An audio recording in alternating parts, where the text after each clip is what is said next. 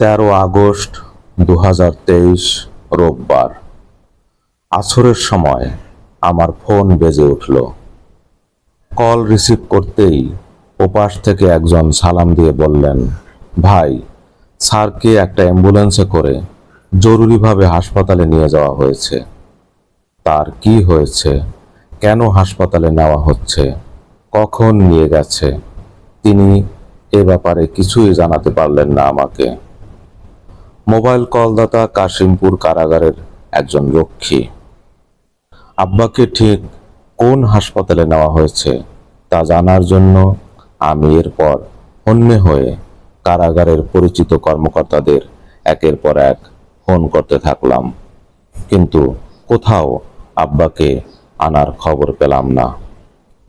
আমি, আমার পরিবারের লোকজন এবং শুভাকাঙ্ক্ষীরা মিলে সম্ভাব্য 3টি হাসপাতালে দৌড়াদৌড়ি করতে থাকলাম। এগুলো হলো জাতীয় হৃদরোগ institute, Mirpur national heart foundation ও পিজি হাসপাতাল, কিন্তু কোথাও আব্বাকে নিয়ে আসার খবর পেলাম না। অবশেষে রাত 10টারও কিছু সময় পর আমরা জানতে পারলাম আব্বাকে শাহবাগের পিজি হাসপাতালে নিয়ে যাওয়া হচ্ছে।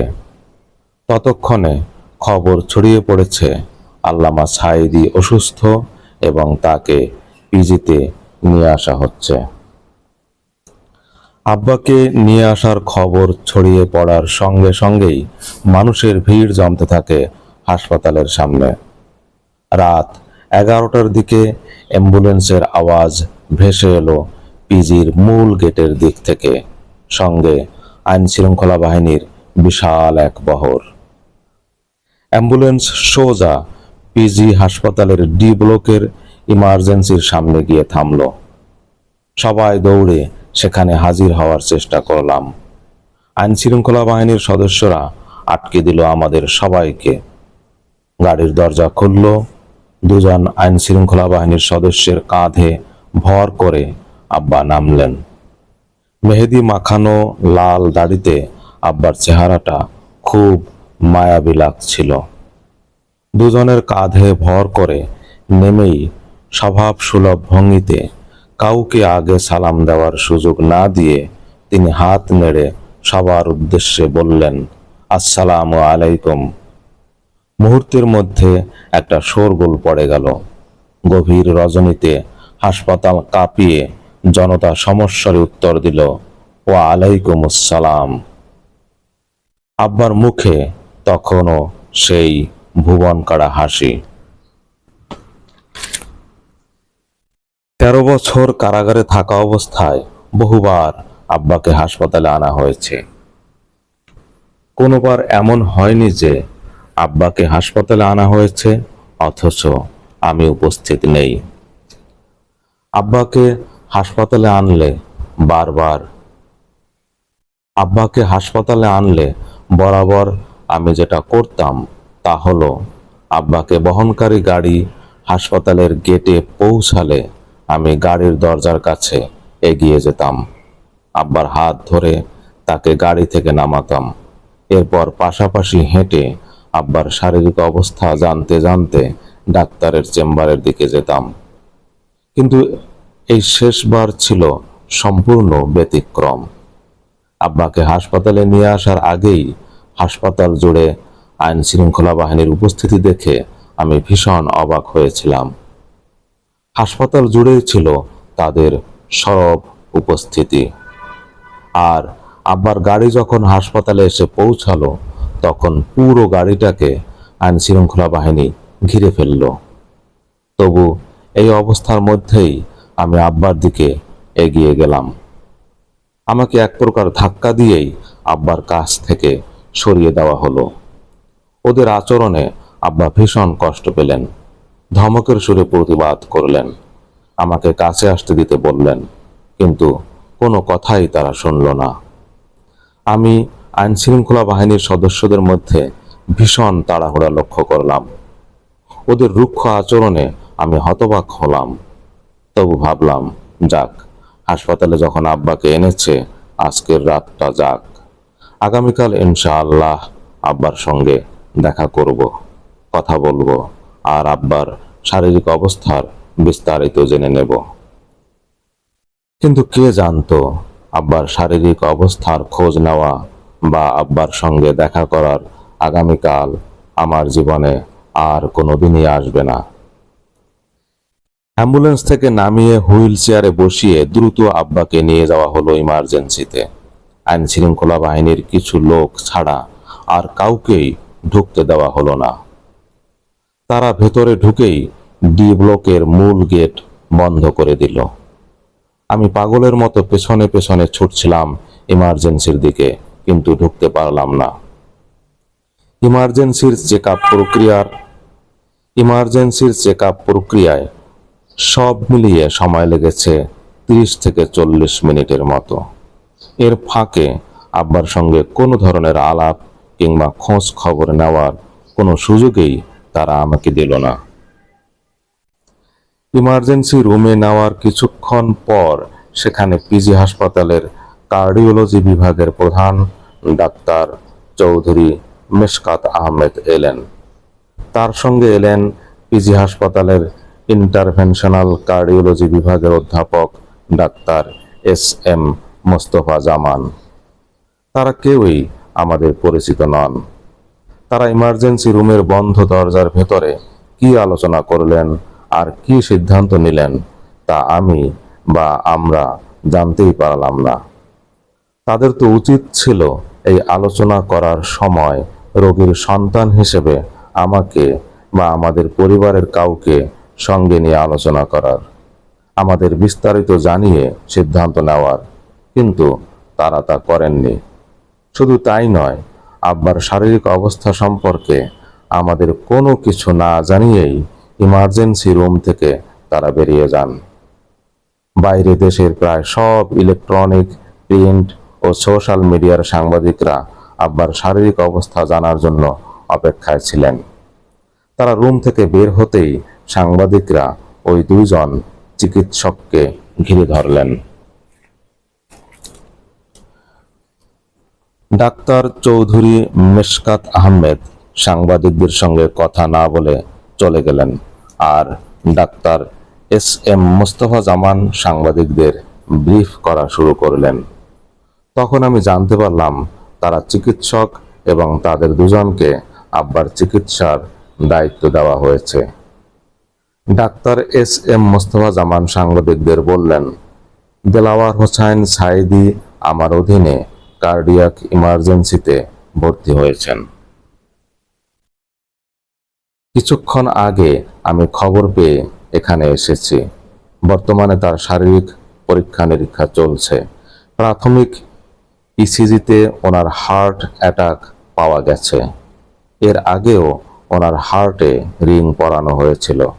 ধারণা করা হচ্ছিল তার প্রাইমারি পিসিআই লাগবে, অর্থাৎ সঙ্গে সঙ্গে রোগীকে এনজিওগ্রাম করে রিং বসানোর প্রয়োজন হতে পারে। তবে বুকের ব্যথা কমে যাওয়ায় আপাতত পিসিআই লাগবে না বলে মনে হচ্ছে। তবে তার শারীরিক অবস্থার বিষয়ে এখনো সুস্পষ্ট মন্তব্য করা যাচ্ছে না। তাকে আমরা কনজারভেটিভ ম্যানেজমেন্টে রেখেছি। সাংবাদিকদের সঙ্গে ব্রিফ শেষ হলে ডাক্তার এস.এম. মোস্তফা জামানের সামনে গিয়ে আমি দাঁড়ালাম। তাকে আমি আমার পরিচয় দিলাম। সোজাসাপটা জানতে চাইলাম, আপনি বলছেন আমার আব্বার হার্ট অ্যাটাক হয়েছে। যদি তাই হয় তাহলে আপনারা এখনো তার এনজিওগ্রাম করছেন না কেন? কেন সময় নষ্ট করছেন? Doctor SM. মোস্তফা জামান জবাবে বললেন, ঠিক এই মুহূর্তে আপনার আব্বার বুকে ব্যথা নেই, তাই এনজিওগ্রাম না করার সিদ্ধান্ত নিয়েছি আমরা। তখন বুঝতে না পারলেও এখন বেশ বুঝতে পারছি। তাদের রিপোর্ট অনুযায়ী আব্বার হার্ট অ্যাটাক হলেও ডাক্তাররা আব্বার প্রাইমারি পিসিআই অর্থাৎ সঙ্গে সঙ্গে এনজিওগ্রাম কেন করলো না? কেন তার মতো বিশ্ববিখ্যাত একজন মানুষের জন্য হাসপাতাল কর্তৃপক্ষ একটি মেডিকেল বোর্ড গঠন করলো না? কেন হাসপাতালে এত কঠোর নিরাপত্তা ব্যবস্থা নেওয়া হয়েছিল। কেন একটিবারের জন্য আমাকে আব্বার সঙ্গে দেখা করতে দেওয়া হয়নি? কেন আব্বার শারীরিক অবস্থা সম্পর্কে আমাকে একটুও জানতে দেওয়া হয়নি, তা এখন বেশ বুঝতে পারছি। পিজির চিকিৎসকরা সিদ্ধান্ত নিলেন প্রাথমিক চেক আপের পর আব্বাকে সিসিইউতে স্থানান্তর করবেন। আমরা রুমের সামনে অপেক্ষমান। হঠাৎ রুমের দরজা খুলে গেল। আব্বা হুইল চেয়ারে ঠিক দরজার দিকে মুখ করেই বসা ছিলেন। সামনেই আমরা কয়েকজন দাঁড়ানো। দরজা খোলার সঙ্গে সঙ্গে আব্বা আমাকে আর আমার ছোট ভাই নাসিমকে দেখে এক অমায়িক হাসি দিলেন। আমাদের দেখে আব্বা কতটা তৃপ্ত হলেন তা আমি তার মিষ্টি হাসি দেখেই অনুমান করতে পেরেছিলাম। আব্বা ভরসা পেলেন তার সন্তানরা তার কাছেই আছে, তার পাশেই আছে। সিসিইউ রুমের দরজা মিলিয়ে গেল।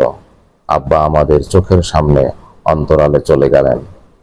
আব্বা দুনিয়ার অন্তরালে যাওয়ার আগ মুহূর্তে এভাবেই আমাদের চোখেরও অন্তরালে চলে গেলেন।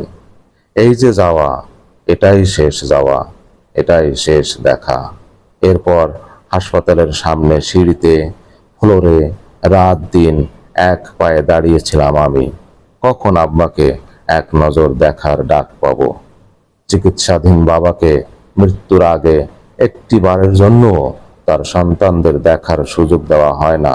পৃথিবীর ইতিহাসে এরকম দ্বিতীয় কোনো ঘটনা আছে কিনা আমার জানা নেই।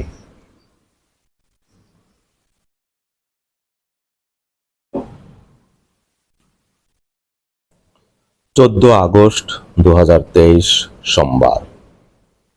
আগের দিন সারা রাত নির্ঘুম কাটানোর পর ভোর হতেই আমি সিসিইউতে আবার ঢোকার চেষ্টা করলাম। দোতলায় সিসিইউর সামনে গিয়ে দেখি 50-এর অধিক পুলিশ সেখানে অবস্থান নিয়েছে। শুধু তাই নয়, সিসিইউর প্রবেশ মুখে পুলিশ চেকপোস্ট বসিয়েছে। আমি অবাক হয়ে গেলাম, এত কঠিন নিরাপত্তা বেষ্টনী কেন? এমন আগে তো কখনো হয়নি। এখন কি এমন হলো যে এত কঠোর অবস্থানে পুলিশ? আব্বার খোঁজ নেওয়ার এবং আব্বার সঙ্গে দেখা করার চেষ্টা বারবার করেও ব্যর্থ হলাম। কি করব? আমার কি করা উচিত ঠিক বুঝে উঠতে পারছিলাম না। হঠাৎ মনে পড়ল ডাক্তার চৌধুরী মেশকাত আহমেদের কথা।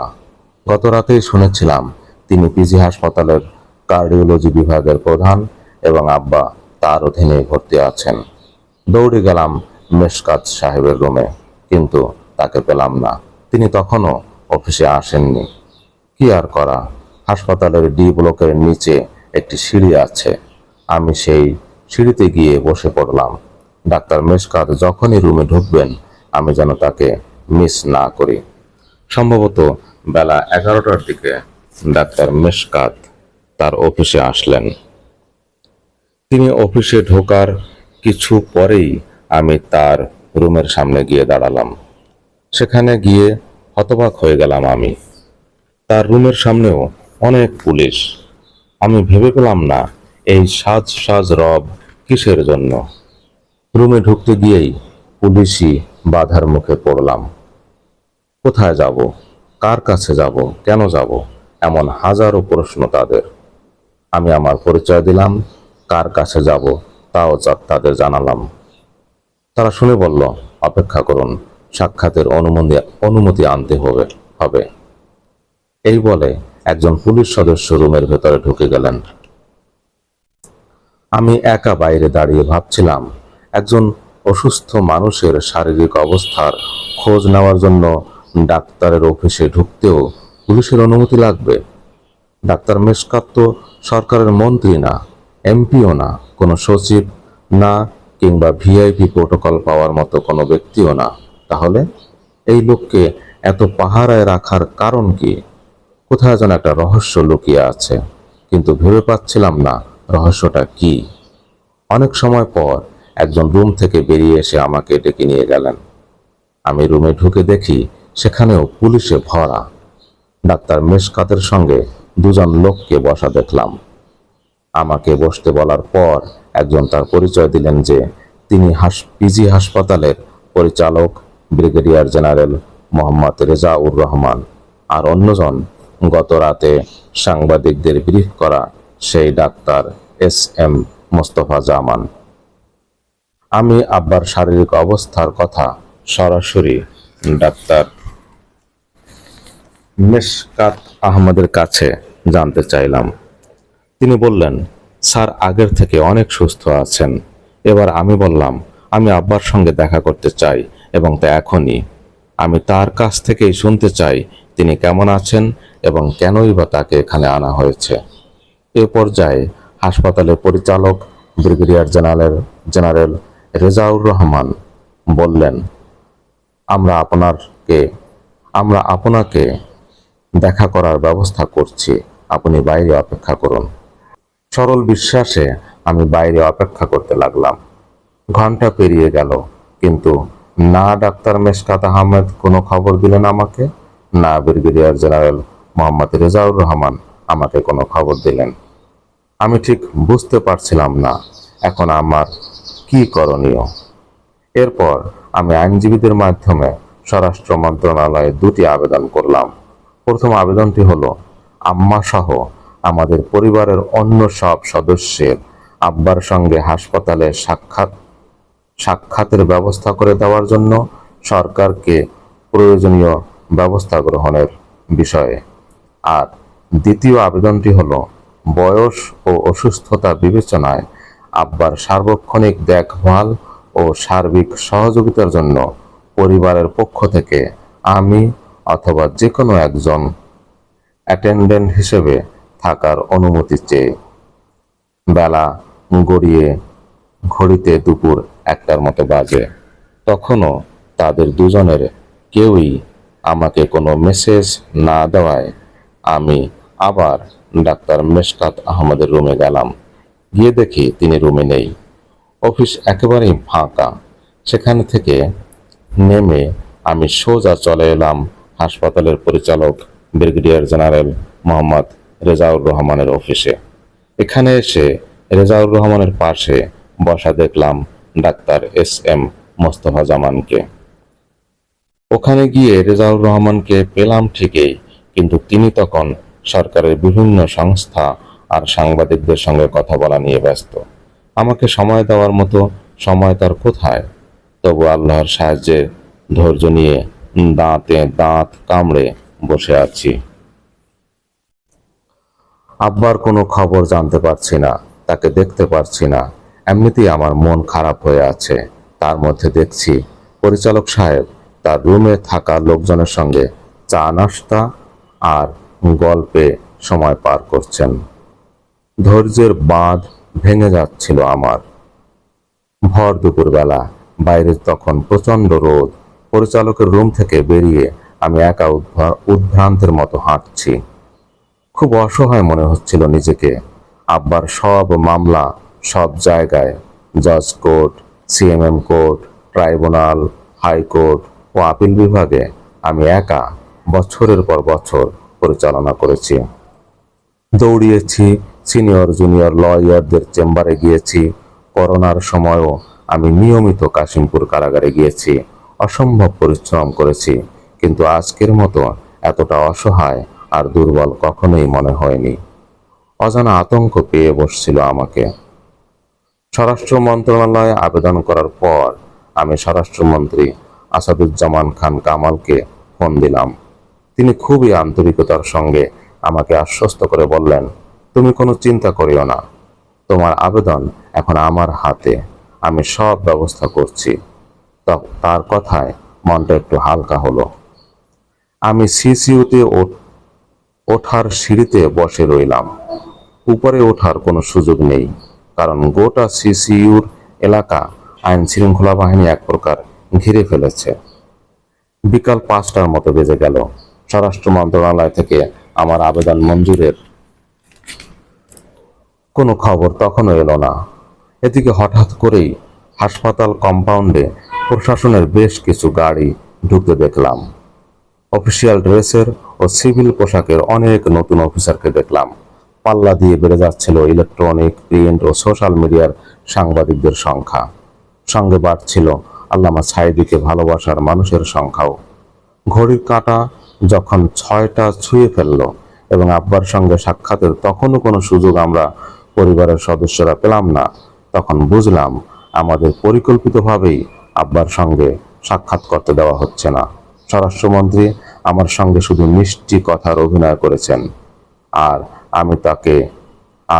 আমি তার অভিনয়কে সহমর্মিতা ভেবেছিলাম। মাগরিবের পরপরই আব্বার দ্বিতীয়বার হার্ট অ্যাটাকের খবর শুনি লোকমুখে। পাগলের মতো ছোটাছুটি করেও হাসপাতাল কর্তৃপক্ষের কাছ থেকে কোনো খবর বের করতে পারলাম না। দায়িত্বরত প্রশাসনের লোকজনের কাছে গিয়ে বিষয়টির সত্যতা জানতে চাইলে তারা জানালেন তিনি একেবারেই স্বাভাবিক আছেন। তারা দেখে এসেই নাকি আমাকে জানাচ্ছেন, কিন্তু তাদের চোখে চোখ রেখে আমি আশ্বস্ত হতে পারছিলাম না। তাদের চেহারায় বা অভিব্যক্তিতে তাদের কথার সত্যতা খুঁজে পেলাম না।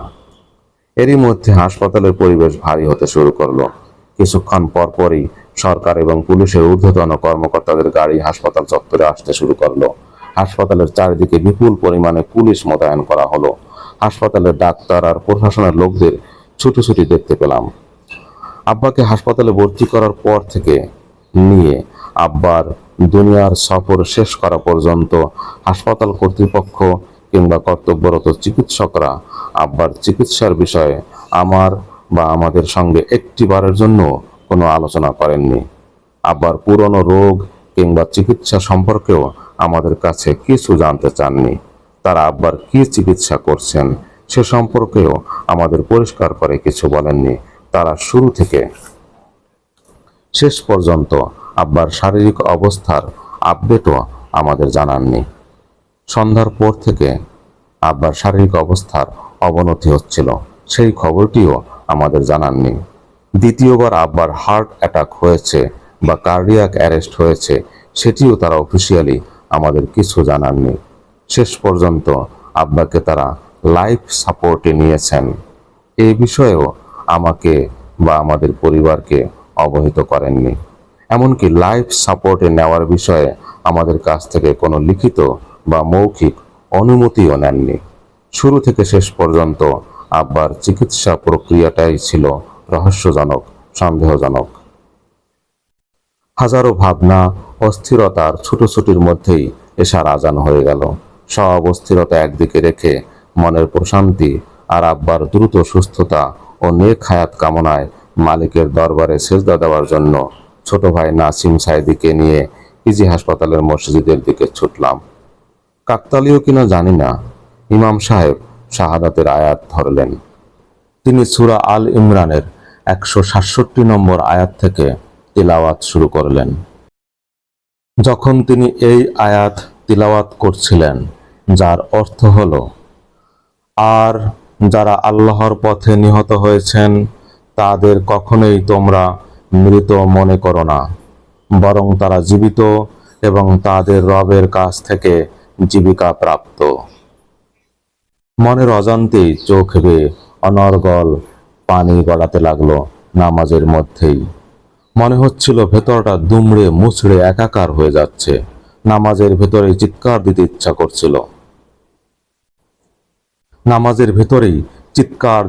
করছিল। চোখের পানি আর ধরে রাখতে পারছিলাম না।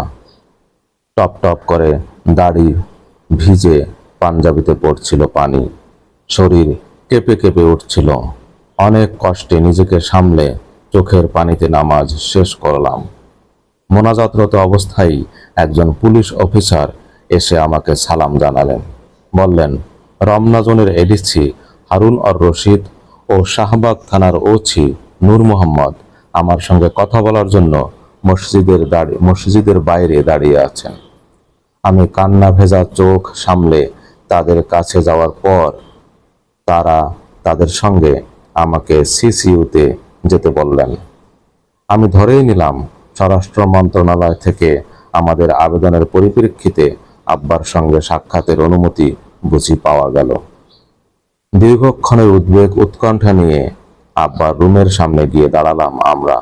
বহুল প্রতীক্ষিত ডাক আমাদের জন্য, কিন্তু ডেকে নিয়ে তারা যে সংবাদটি জানালেন সেটি বইবার মতো ক্ষমতা আমাদের ছিল না। পৃথিবীর সমান ওজনদার এক ভয়াবহ দুঃসংবাদ তারা দিলেন আমাদের। আমার পরম শ্রদ্ধেয় আব্বার ইন্তেকালের দুঃসংবাদ দিলেন তারা আমাদের। আব্বা এ দুনিয়াতে আর নেই। মাথা ঘুরতে লাগলো, চোখ ঝাপসা হয়ে এলো, হাত পা অকেজো হয়ে যেতে লাগলো। এত ওজন, এই দুর্বিষহ সংবাদ বহন করার মতো শক্তি কি আমার আছে? চিৎকার করে বলে উঠলাম, কি বলছেন আপনারা এসব? আব্বা, আব্বা বলে চিৎকার দিলাম। প্রশাসনিক লোকদের শোরগোলে আমার সেই চিৎকার হারিয়ে গেল। মুক্ত আব্বাকে দেখার স্বপ্ন আর পূরণ হলো না আমার। ভারতের পোষ্য দল আওয়ামী লীগ ও তাদের গোলাম শেখ হাসিনা আল্লামা দেলাওয়ার হোসেন সাঈদীকে কথিত যুদ্ধাপরাধের সাজানো বিচারের নামে বিচারিক হত্যা করতে চেয়েছিল, কিন্তু তা না পেরে চিকিৎসার নামে হত্যার মেডিকেল কিলিং পথ বেছে নিয়েছিল।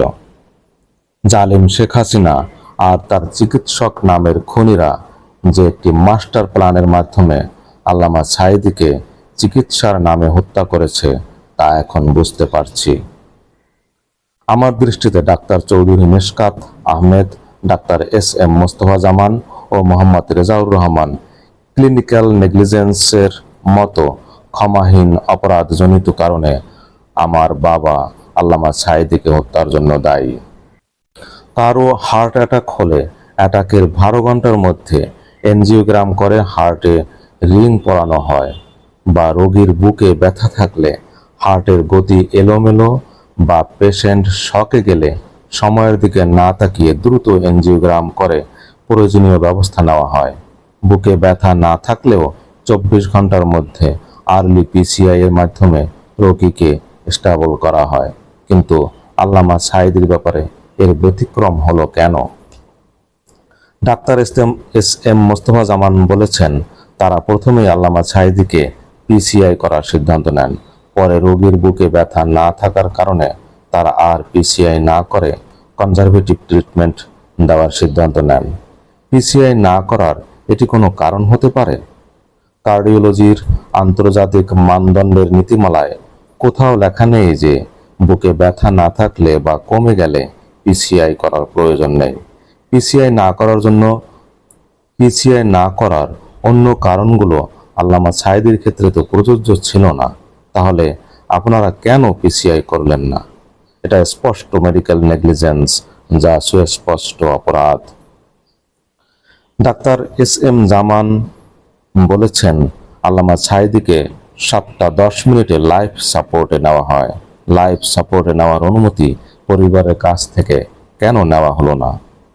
হাসপাতালের সার্বক্ষণিক মিডিয়ার সামনে কথা বলেছেন মেডিকেল টিমের সদস্য ডাক্তার এস.এম. মোস্তফা জামান। তিনি ছিলেন আওয়ামী লীগের কেন্দ্রীয় স্বাস্থ্য বিষয়ক কমিটির সদস্য, ঢাকা মেডিকেল কলেজের ছাত্রলীগ নেতা এবং 2013 সালের ফেব্রুয়ারিতে শাহবাগীদের কথিত গণজাগরণ মঞ্চে আল্লামা সাঈদীর ফাঁসির দাবিতে উগ্র স্লোগান দেওয়া ব্যক্তি। তার কাছে কি আল্লামা সাঈদীর সুচিকিৎসা পাওয়ার কোনো সুযোগ ছিল?